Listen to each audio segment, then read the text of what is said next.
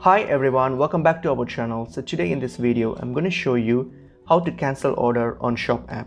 So let's get into the video.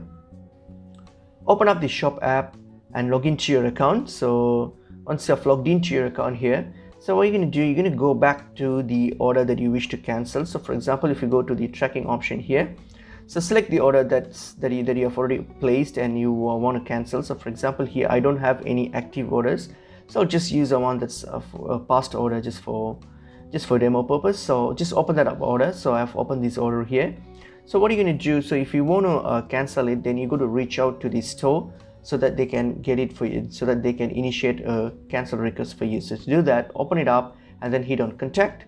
So when you click on contact, and it will show you all the contact options, simply select the one that best suits you and then reach out to the store and let them know that you want to cancel this order for whatever reason, and they will initiate a cancel request for you and you should just need to proceed with that. So that's pretty much it is.